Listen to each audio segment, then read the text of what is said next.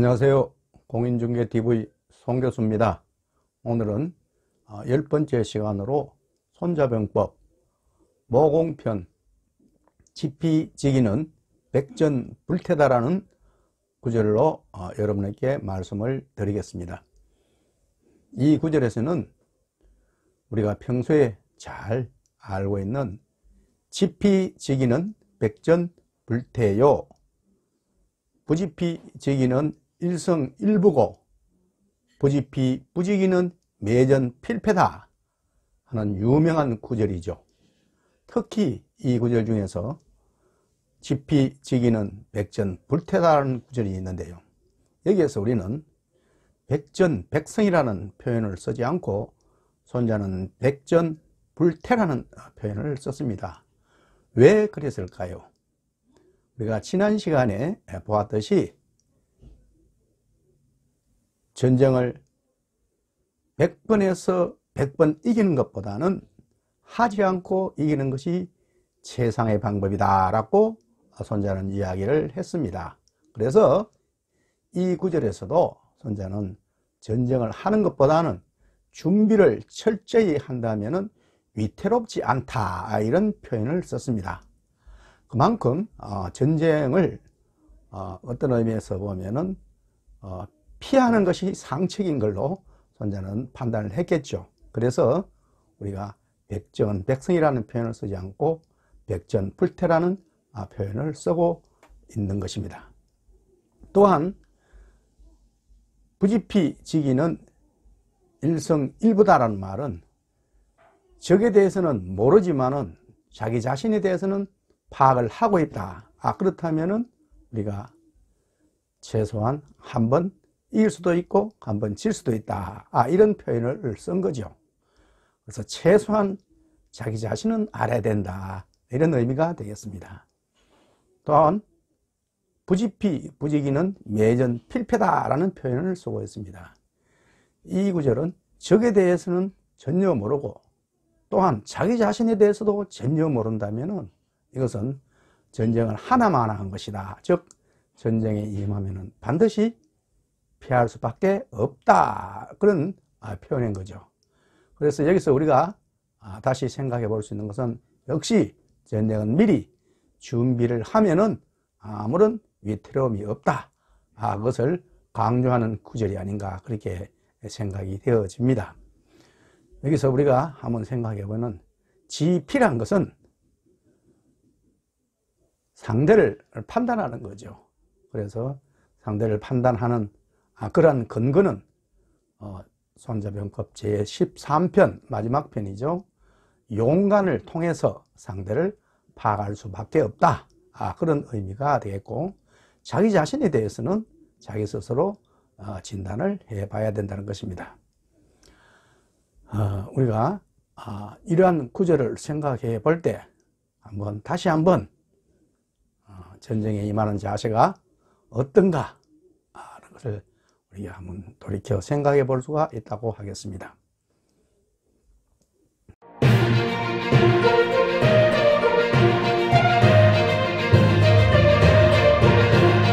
그러면은 이제 우리 자신을 한번 둘러보도록 합시다.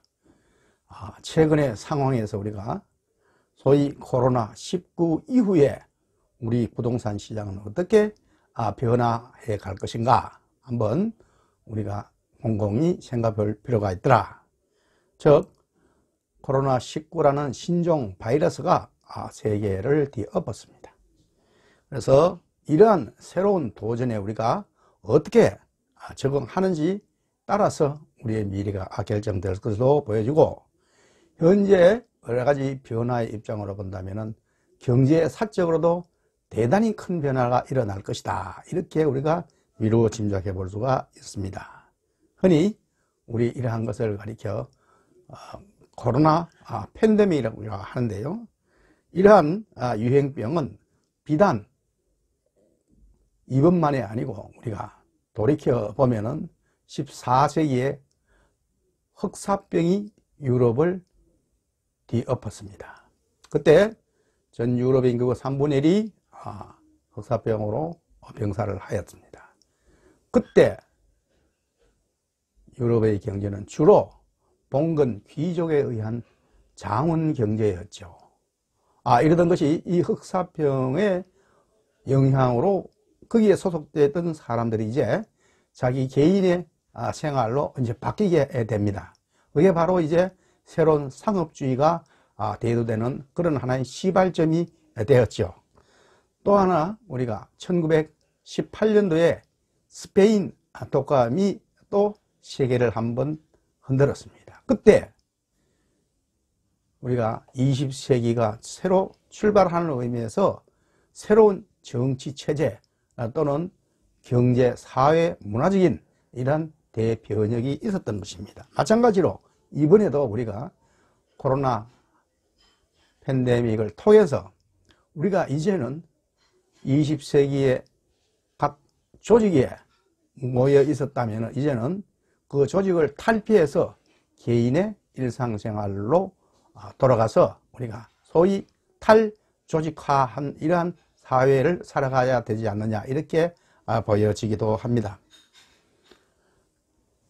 그래서 여기서 우리가 변화가 그러면은 어떻게 이루어지는가 한번 나름대로 예상을 해보면요. 첫째, 정치 면에서는 탈세계화가 이루어질 것이다.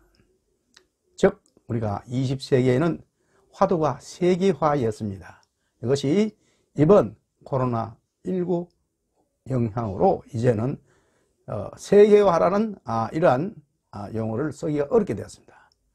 즉 우리가 이제는 우리가 자본이라든지 사람이라든지 이런 것이 이제 지금까지는 우리가 국경을 초월해서 많이 우리가 이루어졌습니다만 이제부터는 자국 중심으로 체제가 개편될 수밖에 없다 그렇게 보여집니다. 또한 거대 정부가 출현할 걸로 보여집니다.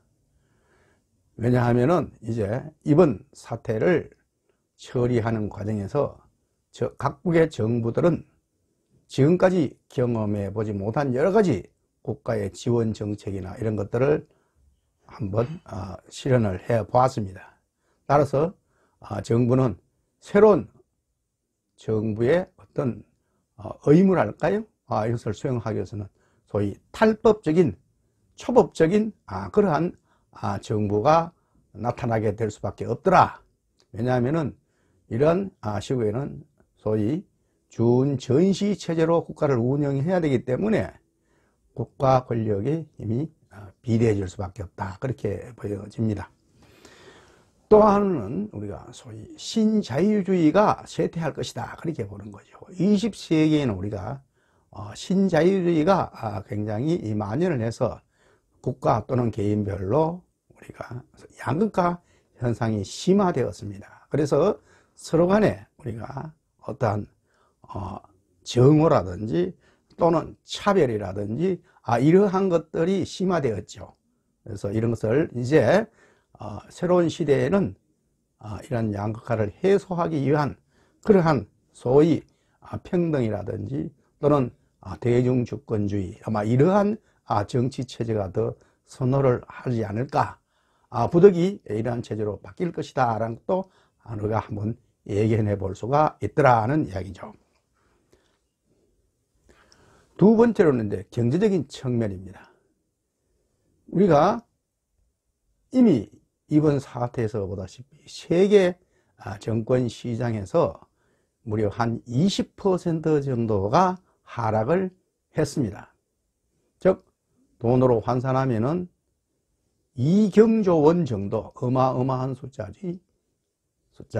이것이 증발을 해버렸죠. 또 얼마 전에 미국 연준 의장인 파월 이렇게 예고를 했습니다. 미국도 2분기에는 GDP가 20% 내지 30%가 하락할 것이고 실업률도 25%가 넘어설 것이라고 예고를 이미 한 바가 있습니다. 그래서 세계 경제도 불가피하게 같이 침체 과정을 겪을 수밖에 없지 않냐 그렇게 보여지고, 일각에서는 이제 세계 경제가 소위 일본화 되어 가지 않느냐 이렇게 보는 우리의 시각도 있습니다. 일본화란 것은 1990년대 초반부터 일본은 소위 저성장, 그리고 소위 디스플레이션, 또 고령화, 이런 걸로 인하여 잃어버린 20년을 보냈다, 그렇게 표현을 하는 거죠. 그래서 우리가 세계도 아마 이러한 일본의 전철을 밟지 않을까 하는 우리의 시각도 많습니다. 여기에서 우리는 이제 단 한편 소비 패턴에 큰 변화가 일어날 것이다, 이렇게 본 거죠. 소위 비대면 문화가 확산됨에 따라서 본격적으로 온라인 쇼핑 시대가 전개될 것이다, 그렇게 보는 겁니다. 물론 지금도 온라인 쇼핑을 일부 많이 하고 있습니다만은 앞으로는 이제 오프라인 시대가 종말을 구하고 본격적으로 온라인 쇼핑 시대가 전개될 것이다, 이렇게 보는 거죠. 최근에 우리나라의 신용카드 회사에서 조사한 바에 의하면 심지어 50대, 60대들도 지금까지는 한 10% 정도 사용하던 것이 30%까지 온라인 쇼핑을 하고 있다, 이런 집계가 나온 것도 있습니다. 또한 우리가 지금 사용하고 있는 이런 유튜브라든지 또는 넷플릭스 같은 동영상 서비스를 제공하는 업체도 많은 사람들의 각광을 받으면서 앞으로 이러한 업체들이 더욱 성장할 것이다, 이렇게 예견을 하고 있습니다. 세 번째로는 이제 사회 측면입니다. 우리가 보면은 이제 지금까지는 주로 소위 접촉, 즉 대면 사회가 주축을 이루었다면 앞으로는 비대면 사회가 이제 확산될 것이다. 예를 들어서 사회적 거리를 두게 한다든지 또는 여러 가지 각종 행사나 이런 데서 비접촉 문화가 확산됩니다. 따라서 우리가 얼마 전에 우리나라 선거 방식에서도 봤다시피 선거 방식의, 운동의 방식의 변화, 또 상점이라든지 또는 식당, 학교라든지 또는 각종 집회, 또 그 다음에 공연, 예술, 각종 스포츠 경기, 이러한 것들에 있어서도 물론 현재도 비정상적으로 운영이 됩니다만은 많은 변화가 일어나지 않겠느냐, 그렇게 보는 측면이 많습니다. 규모의 면에 있어서도 예를 들어서 우리가 학원이라든지 또는 식당이라든지 교회라든지 또는 마트라든지 또는 백화점이라든지 또는 여러 가지 복합 문화 시설이라든지 이런 것들도 대형 형태에서 이제는 축소해서 규모가 적어지는 이런 형태로 많이 바꿔져서 우리가 운영될 걸로 보여지고, 특히 직장에 있어서도 탈오피스, 즉 재택근무의 활성화로 인하여 또 화상회의의 서비스라든지 이런 서비스 업체들이 많이 생기고 또 그러한 콘텐츠들이 많이 우리가 증가할 걸로 그렇게 보여집니다. 특히 여기서 우리가 주목해야 될 것은 이제 집의 가치가 굉장히 높아졌다는 이야기입니다. 지금까지는 우리가 직장 따로, 집 따로 이런 우리가 운영을 해왔지요. 그래서 집은 하나의 안식처다는 이런 개념을 가지고 있었습니다만 이제는 직장보다는 오히려 집이 하나의 우리가 위험으로부터 보호받을 수 있는 하나의 큰 울타리가 된 거죠. 그래서 집안에서 모든 것이 이루어지는 그러한 집이 삶의 무게중심이 되었다, 그런 이야기죠. 그래서 우리가 뭐 온라인 수업이라든지 또는 심지어 영화라든지 또는 운동이라든지 이런 것들이 모두 집에서 이루어질 수도 있겠다라는 그런 이야기죠. 이러한 우리가 사회 문화적인 변화에 급속하게 우리가 퍼져나가기 때문에 이를 뒷받침하기 위해서는 소위 디지털 혁신이 급속적으로 가속화될 것이다. 물론 4차 혁명 시대에 있어서 우리가 지금도 기술 개발이 많이 이루어지고 있습니다만은 이번 기회를 계기로 해서 더욱 가속화될 것이다, 그렇게 보는 시각이 많습니다. 그러면은 우리나라의 부동산 시장은 어떻게 변할 것인가? 전반적으로 보면은 세계 경제라든지 특히 미국과 중국의 여러 가지 무역 갈등, 또 주도권 싸움, 뭐 이런 것들로 인하여 우리나라 경제도 영향을 받지 않을 수가 없는 실정입니다. 또한 소위 비대면 문화, 즉 인텍트, 우리가 소사이어티라고 하죠. 이런 영향으로 인해서 홈 이코노믹이 본격화될 것이다. 그래서 재택근무가 활성화되고 따라서 출퇴근하는 것이 가장 많이 줄어들 것이다. 이렇게 보는 것이죠. 최근에 우리나라 신용카드 업체에서 조사한 바에 의하면 카드 사용 실적액이 도심에 우리가 산재되어 있던 편의점이라든지 이런 매출보다는 오히려 집 근처, 즉 아파트 밀집 지역에 있어서의 편의점이나 이런 데서 매출 실적이 훨씬 많이 강화되었다. 그렇게 볼 수가 있다는 결과가 나왔습니다. 우리가 특히 우리나라에게는 소위 지방과 수도권과의 양극화 현상이 더욱 뚜렷이 될 것이다. 왜냐하면 지금까지도 우리는 지방과 수도권과의 관계가 굉장히 어떤 영향이 컸습니다만은 앞으로는 이제 지방 경제가 붕괴되지 않을까. 왜냐하면 경제 침체 영향이 생기면 지방 경제부터 더 타격을 받기 때문에 이러한 수도권과 지방의 양극화 현상이 더욱 심화될 것이다 라는 것이 하나의 견해입니다. 또 우리나라의 경우에는 최근에 거대한 정부, 즉 국회 다수가 점령하는 여권이 승리를 했습니다.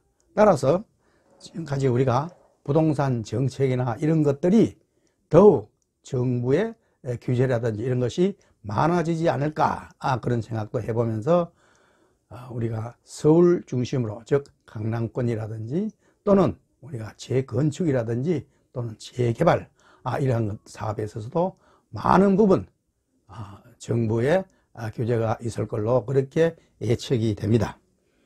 그러면은 우리가 이제 각각의 부동산별로는 어떤 영향을 미칠 수 있는가를 한번 보도록 하겠습니다. 먼저 거주형 주택의 경우에 아파트가 우리가 대표적으로 볼 수 있는데요.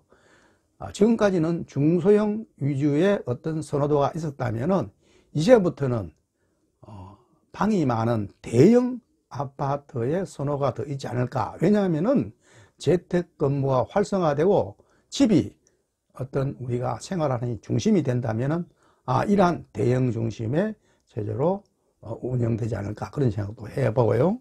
또 일반 주택의 경우에도 주택에서 모든 것을 다용도로 해결할 수 있는 그런 주택들이 더 선호될 것이다, 그렇게 보시고, 따라서 도시 외곽으로 우리가 이러한 주택들이 뻗어나가는 이러한 선호도가 더 있을 것이다, 이렇게 보는 측면도 강합니다. 다음 비거주용으로 우리가 보면은 오피스텔이라든지 또는 상가라든지 또는 업무용 빌딩이라든지 이런 것들이 있습니다. 이런 경우에는 우리가 결국 경제 침체의 영향을 받지 않을 수가 없는 현상이죠. 그래서 우리가 역세권을 제외한 나머지 지역의 경우에는 상당히 공실률도 높고 해서 이러한 자산에 대해서는 회피하는 이러한 우리 경향이 많아질 것이기 때문에 여기에 이러한 소위 비거주용 건물들은 좀 선호도가 떨어질 것이다, 이렇게 보는 시각이 많습니다. 특히 업무용 빌딩의 경우에는 지금까지는 예컨대 어떠한 재벌의 경우에 재벌 회사들이 전부 일시에 우리가 운집해 있는 그런 대형 빌딩의 선호도가 있었다면은 이번 사례에서 보다시피 전 건물이 폐쇄되는 것을 방지하기 위해서는 회사별로 이러한 운영을 하는 그런 소위 중소형 빌딩의 선호가 더 있지 않을까, 그러한 견해도 있는 걸로 알고 있습니다. 토지는 그러면 어떠냐 하면은 토지는 이것도 역시 경제적인 영향을 받지 않을 수 없겠지만은, 그러나 토지는 예를 들어서 지방자치단체별로 또는 국지별로 우리가 여러 가지 계획에 따라서 부분별 개발이 가능하다고 보여집니다. 그러나 우리가 지금까지처럼 활성화되기는 상당히 좀 시간이 걸리지 않겠느냐, 그렇게 보여지고, 단 여기서 우리가 해외에 나가 있는 우리 공장들이 소위 디쇼링의 경우에 그러한 공장들이 국내에 다시 들어올 때 필요한 그런 공장용 부지는 일부 우리가 소요가 있다고 보여지나, 국내 여러 가지 경제적, 사회적 그런 입장으로 볼 때는 이것도 상당히 좀 회의적이다, 이렇게 옳은 시각들이 많은 것 같습니다. 자, 끝으로 그러면 우리 부동산 중개업의 경우는 어떻게 되느냐. 사실 우리가 비대면 문화가 확산되면서 이번의 경우에처럼 우리가 일정 기간 영업을 못하는 그런 기간도 있습니다. 앞으로 이러한 사태들이 상시적으로 일어난다면 어떻게 될까요? 결국은 부동산 중개업도 온라인화 되어서 소위 자본력과 기술력을 겸비한 대형 부동산 중개업이 많이 활성화될 것이다, 그렇게 보는 시각이 많습니다. 따라서 지금까지 소규모의 로드샵 위주의 부동산 중개업은 점점 쇠퇴하지 않을까, 그렇게 봅니다. 결론적으로 우리가 부동산 시장의 경우에는 경제 침체의 영향을 받지 않을 수 없으므로 당분간은 활성화되기가 어렵다, 그렇게 보는 것이 저의 소견입니다. 끝까지 시청해 주셔서 감사합니다. 고맙습니다.